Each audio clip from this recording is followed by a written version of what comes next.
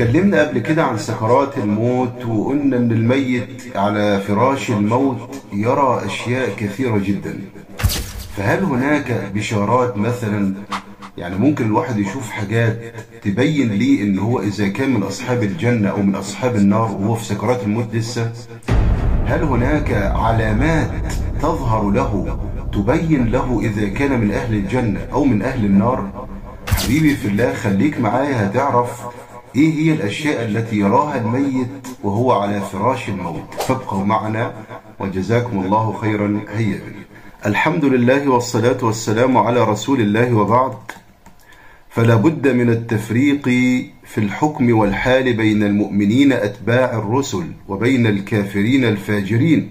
لازم تفرق حبيبي في الله في سكرات الموت على فراش الموت بين واحد كان مؤمن بالله يتبع أوامر الله وآمن برسول الله صلى الله عليه وسلم وكان دايما بيخاف من الحلال والحرام، وبين الواحد كان كافر بالله سبحانه وتعالى. ده مش كده وبس، وكان كافر برسول الله صلى الله عليه وسلم وكان يفجر في الأرض ويدعي لله الولد. فرق بين اثنين، وهذا أصل قد تكاثر ذكره في القرآن الكريم. الأمور دي ربنا سبحانه وتعالى اتكلم عنها كثير في القرآن الكريم. فقال جل وعلا: يا بني آدم إما يأتينكم رسل منكم يقصون عليكم آياتي فمن اتقى وأصلح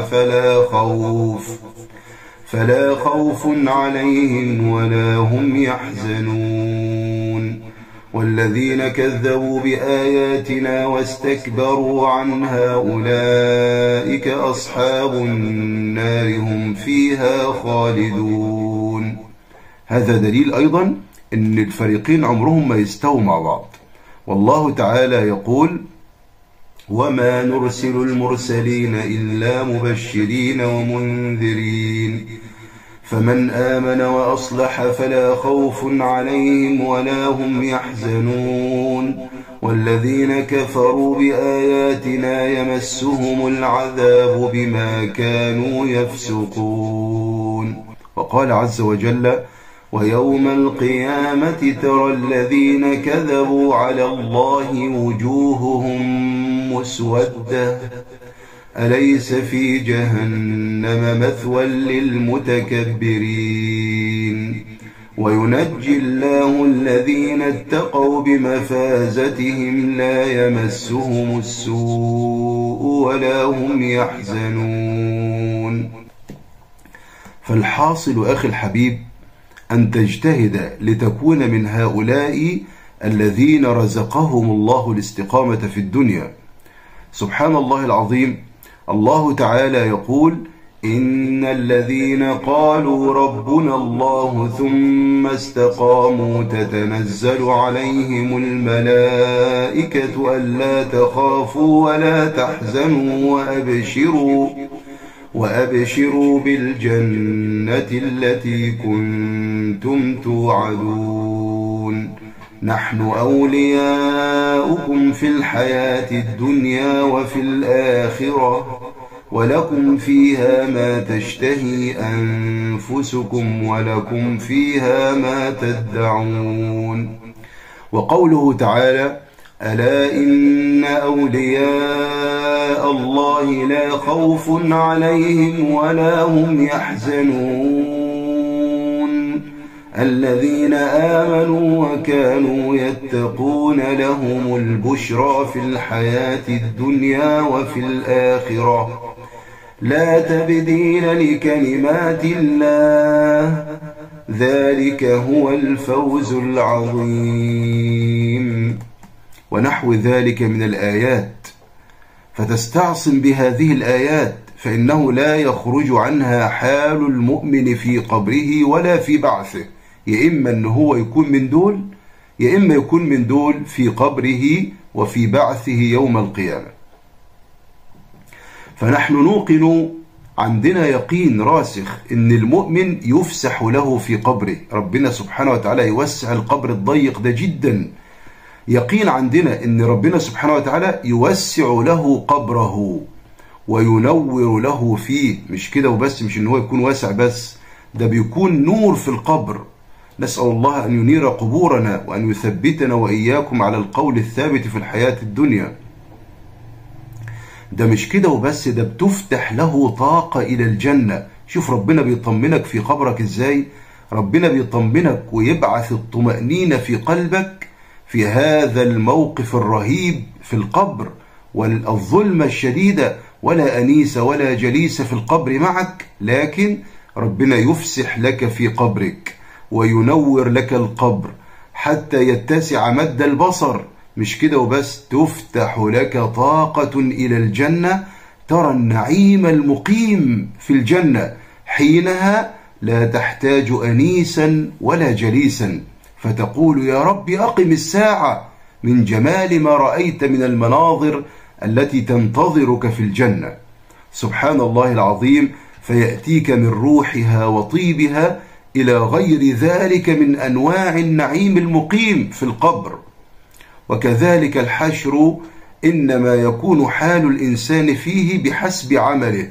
حبيبي في الله، كل واحد فينا بيرى عند موته أمورا تقاس على عمله. واحد مثلا كان عايش طول عمره بيصلي وبيصوم وبيعمل الصالحات من الأعمال، لا يمكن أبدا يستوي عند موته برجل كان من الفاجرين، كان من الكافرين، كان من العصاة لله ورسوله صلى الله عليه وسلم. لا يمكن المشاهد عند الموت تتفق هذا مع هذا، مش ممكن هما الاتنين يشوفوا حاجة واحدة. ده بالعكس، ده حضرتك عند موتك إن كنت من المؤمنين الصالحين بتشوف ملك الموت وتستريح. ليه؟ لأن حضرتك هتموت وهتدخل الجنة، فتعلم ما ينتظرك. أما الكافر والعياذ بالله حينما يرى ملك الموت كأنه رأى شيئا عظيما جدا من هول ما يراه من الخوف الشديد والرعب. ليه؟ لأنه عارف أنه هو كده هيموت وسيدخل النار. فيبشر المؤمن عند موته بالجنة، ويبشر الكافر عند موته بالنار والعياذ بالله. ترى المؤمن من حسن خاتمته التي كتبها الله له عند موته، يا فلان يا عم الحج قل لا إله إلا الله، فيقول لا إله إلا الله محمد رسول الله، وينظر إلى الناس وهو في هول شديد يعلم أنه سيموت بعد دقيقة أو أقل، يقول لا إله إلا الله. ليه؟ طيب ثبته الله عليها، كان عايش طول عمره على لا إله إلا الله، فلما مات وجاء إلى فراش إلى سكرات الموت وهو على فراش الموت، هنا يثبته ربه. مش ممكن أبدا يستووا، هنا بيثبته ربنا سبحانه وتعالى ويجعل لسانه ينطق ويقول لا إله إلا الله محمد رسول الله. والنبي يقول من كان آخر كلامه من الدنيا لا إله إلا الله دخل إيه يا جماعة؟ دخل الجنة أو دخل النار؟ قال دخل الجنة. أما الكافر والعياذ بالله والعاصي لله ورسوله، إذا قيل له يا عم الحج قول لا إله إلا الله، فلا يستطيع أن يتحرك لسانه، مش قادر، لسانه تقيل، مش قادر يتحرك ولا ينطق الشهادة. ليه؟ لأنه لم يكن يعيش على لا إله إلا الله في الدنيا، لم يكن طائعا لله ورسوله، ما كانش بيسمع الأوامر وينفذها. كانوا دايما بيقولوا لي يا فلان ده ربنا بيقول كذا والنبي بيقول كذا، يقول لهم بس أنا شايف كذا، أنا وجهة نظري كذا، أنا شايف أن الكلام ده ما ينفعش مع زماننا اللي احنا فيه دلوقتي. لم يكن يستجيب لله ورسوله صلى الله عليه وسلم. هذا لا يستطيع مطلقا أن يتلفظ بلا إله إلا الله عند موته. كذلك حينها تراه عبوس الوجه، تراه سبحان الله وكأن سخط الله سبحانه وتعالى نزل على وجهه وخيم عليه، فتجده في بؤس شديد وتعب شديد ومشقة شديدة وضيق صدر شديد، لا يستطيع أن يقول لا إله إلا الله عند موته. ثم يرى من الأهوال ويرى من ملائكة الموت ويرى ملك الموت على صورة بشعة لا يتحملها. حينها يوقن أنه من أهل النار. فنسأل الله تبارك وتعالى أن يرزقنا وإياكم الاستقامة في الدنيا، وأن يتوفانا وإياكم عليها حتى الموت، فنبشر بإذن الله على فراش الموت بالجنة. وصلى الله على نبينا محمد وآله وسلم، وجزاكم الله خيرا، والسلام عليكم ورحمة الله وبركاته.